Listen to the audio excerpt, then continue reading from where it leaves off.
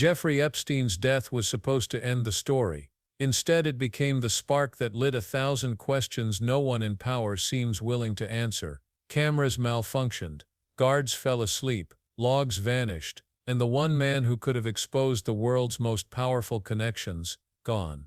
But when Senator John Kennedy sat across from FBI Director Kash Patel, he didn't bother with niceties or scripted lines. He asked the one question millions have whispered for years: did someone kill Jeffrey Epstein? The room went silent. Kennedy's tone wasn't dramatic, it was surgical, calm, focused, like a man holding a truth everyone else was too afraid to touch. Decided to open the case, work the case. And as Americans, do we get to pick and choose which laws we want to follow? We do not. If you're a state court judge, do you get to decide you don't want to follow federal law? No. And if you violate federal law, you get arrested, don't you? Yes, Senator. That's called equal treatment under the law, isn't it? Yes, Senator. You remember Lisa Page and Peter Strzok, don't you? Yes, Senator. Mr. Strzok worked for the FBI. Mr. Strzok worked for the FBI. I think Ms. Page worked for Justice.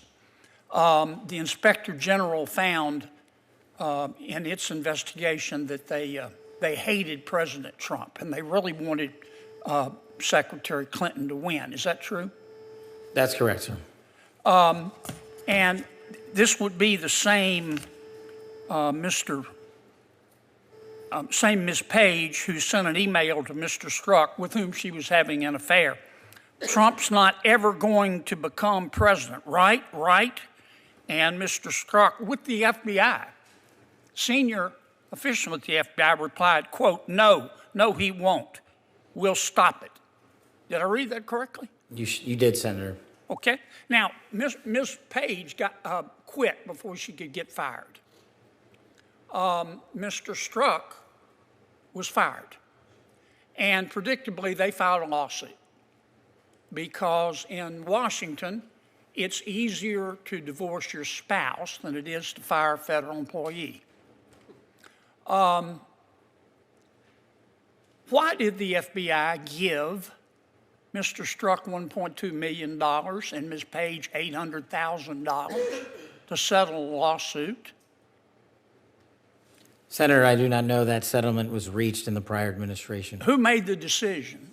The prior Department of Justice. Who in the prior Department of Justice? The settlement for that kind of case can only come from the Attorney General, which would be Attorney General Merrick Garland. So the Attorney General decided to give Mr. Strzok $1.2 million and Ms. Page $800,000 after they were fired after actively interfering in the 2016 election. Is that right? My understanding is that was a settlement they agreed to. Pass me the sick bucket, please. The Hunter Biden laptop. In October of 2016, shortly before the election, the New York Post wrote a story that was widely covered talking about Mr. Hunter Biden's influence peddling scheme based on his laptop.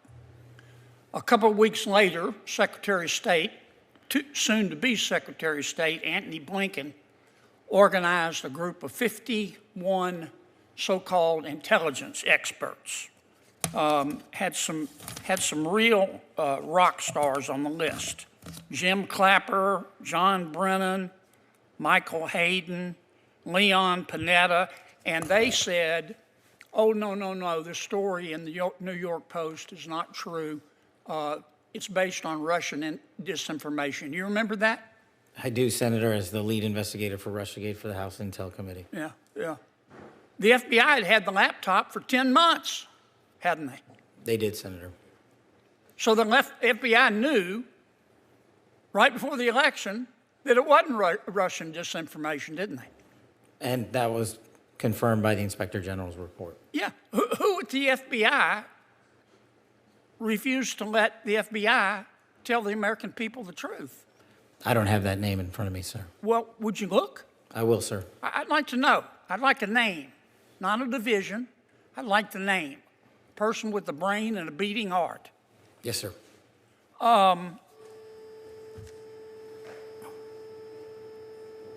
Did Jeffrey Epstein hang himself or did somebody kill him?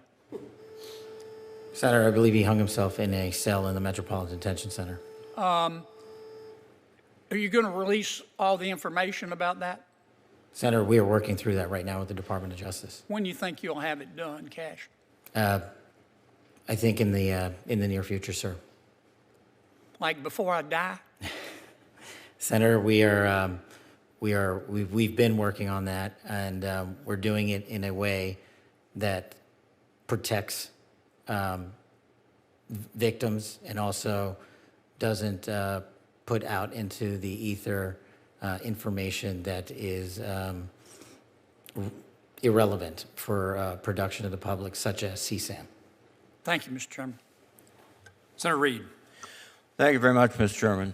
Thank you, Director. As you're well aware, DOJ... Kash Patel gave the official response, the same line the system has clung to for years. Epstein hung himself in his cell, but even as he said it, there was a hesitation, a flicker. He admitted that not all details had been released, files still under review, evidence still being processed, and Kennedy, not missing a beat, fired back.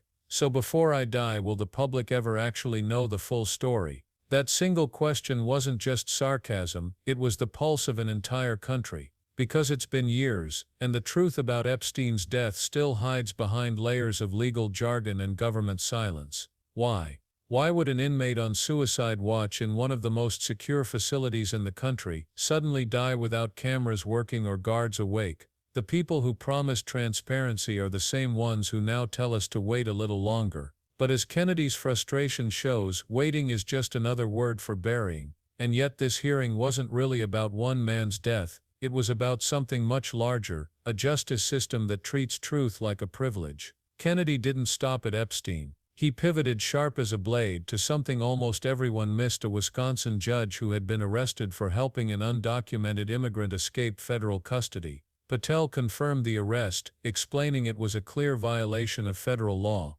"We do not get to pick which laws we follow," he said firmly. Kennedy leaned in and nodded, but you could sense what he was really asking. If a small-town judge can get arrested for breaking the law, why can't powerful federal officials who've done far worse? That's when he dropped the names. Peter Strassock, Lisa Page, the pair of senior officials whose private text during a federal investigation revealed open political bias, mocking candidates, influencing internal decisions, and joking about stopping a future president. Both were fired. But here's where it gets messy. Kennedy revealed that the Department of Justice quietly gave them over $2 million in settlement payouts. Taxpayer money. Your money. My money. Patel looked cornered but careful. He admitted the payout happened under the prior Department of Justice but refused to name who approved it. Kennedy pressed again, so after being fired for misconduct, they were rewarded with million-dollar checks. Patel hesitated. That settlement was made before my time. Kennedy wasn't buying it. "Pass me the sick bucket," he muttered. The room chuckled nervously, but the message was deadly serious. Corruption isn't just alive, it's well-funded. And that's when the hearing took its sharpest turn. Kennedy brought up the one story Washington wishes would disappear, the Hunter Biden laptop. The New York Post had published it before the election, exposing possible influence peddling and questionable deals. Within days, 51 intelligence officials signed a letter calling the report Russian disinformation. The public was told to dismiss it. News outlets censored it, social media silenced it. But Kennedy reminded everyone of the one fact the FBI can't deny: they already had the laptop. For 10 months, they knew it was real. Who stopped the truth from coming out? Kennedy demanded. Patel confirmed the timeline but couldn't or wouldn't say who made the call to stay silent. Kennedy's patience cracked. "I'd like a name," he said. "Not a division, not an office. A person with a brain and a beating heart." Patel promised to look into it, but everyone knew what that meant: nothing. That moment said everything about how this system really works. When it's an average citizen, the rules are crystal clear. When it's someone powerful, the rules get blurry. Kennedy's earlier exchange about the arrested judge wasn't random, it was strategy. He was drawing a line between how ordinary people face justice and how the elite walk free. "That's called equal treatment under the law, isn't it?" he asked Patel. "Yes, Senator," Patel answered. But the words felt hollow. Because equal treatment isn't real when the same government that prosecutes small-town judges pays off high-ranking officials for bias. It's not real when the same agencies that warn about foreign misinformation hide domestic truth. It's not real when a billionaire linked to some of the most powerful figures in the world dies in a federal cell, and years later we still don't have answers. By now the hearing had turned into something bigger than any headline. It wasn't just about Epstein or emails or politics, it was about power. Power that hides behind procedure, red tape, and the phrase ongoing investigation. Kennedy exposed it all with one devastating pattern: silence, settlements, and secrecy. When powerful people mess up, they don't face the law, they get an NDA. When the truth gets uncomfortable, they call it classified. And when citizens demand answers, they're told to be patient. Kennedy wasn't having it. He connected the dots one by one: Epstein's mysterious death, the secret settlements, the laptop cover-up, all symptoms of a culture that protects insiders while punishing whistleblowers. "You remember Lisa Page and Peter Strzok?" he asked again, making sure the audience didn't miss it. "They interfered in an election, got fired, and then got paid. That's Washington's version of accountability." Even Patel seemed uncomfortable, caught between defending his agency and admitting the rot inside it. His replies were clipped, cautious. "We're working with the Department of Justice," he repeated. Kennedy's reply was pure Louisiana sarcasm, like "before I die." The entire exchange summed up what millions of Americans feel: frustration. The kind that comes from watching the powerful live by one set of rules while the rest of us live by another. As the questioning moved on, the tone shifted. The laughter faded. Kennedy's expression hardened. This wasn't political theater anymore, it was an autopsy of trust. He wasn't just interrogating a director, he was interrogating an entire system that's been bleeding credibility for decades. The Epstein case became a metaphor for all of it. Something dark happens, the people in charge promise answers, and the truth vanishes behind classified files. Think about it. The cameras in Epstein's cell malfunctioned the same night he died. The guards fell asleep, the logs disappeared, and years later officials still say they're working on it. Meanwhile, victims are left without closure, and the public is told to move on. It's a pattern we've seen again and again. Powerful people's crimes vanish into bureaucracy, while ordinary citizens get lifetime sentences. But Kennedy's persistence hit differently. He wasn't ranting or grandstanding, he was doing something rarer, asking what no one else dared to ask on record. Did someone kill Epstein? It's the question that lingers because deep down everyone knows the official story doesn't add up. Not because of wild conspiracies, but because of silence, the one thing the government is best at keeping. And when you step back, it becomes clear, this wasn't just about one inmate, it was about the layers of protection built around people who know too much. Epstein's death may have closed his file, but it opened a window into how far institutions will go to protect themselves. Kennedy's closing remarks weren't loud, but they hit hard. "Equal treatment under the law," he repeated, almost like he was testing whether the phrase still meant anything. Watching Patel's expression, you could almost see the weight of it, the uncomfortable realization that maybe it doesn't. Because if justice really were equal, no official would escape scrutiny. No investigation would take years to finalize. No FBI settlement would quietly funnel taxpayer money to fired employees. And no hearing would end without real answers. The cameras may have stopped rolling, but the impact of that moment didn't. Kennedy wasn't just questioning Patel, he was giving voice to the millions who've stopped believing in the system altogether. His sarcasm, his frustration, even his dark humor were reflections of the public's mood.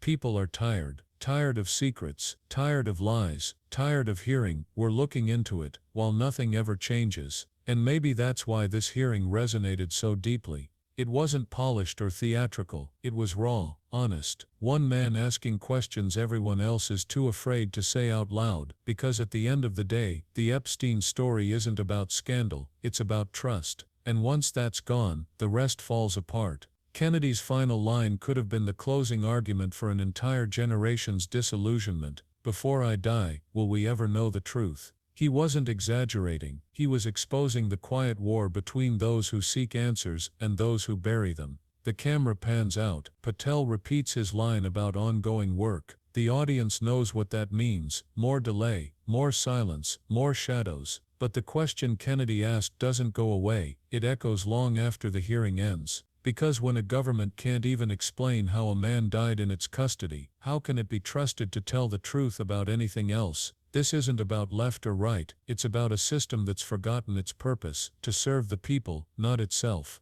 And as long as powerful names keep getting protected while ordinary people get punished, hearings like this one will keep happening, and trust will keep eroding. Maybe that's why Kennedy's frustration hit so hard, because he wasn't just speaking for himself. He was speaking for everyone watching, wondering if the truth will ever come out, or if it's already been buried along with Jeffrey Epstein. So if you're tired of waiting for the truth, if you think it's time to start asking the questions no one else will, do one thing right now: hit subscribe, tap the like button, and share this video before it disappears into the same silence that's been protecting the powerful for far too long. The truth doesn't spread itself, you do.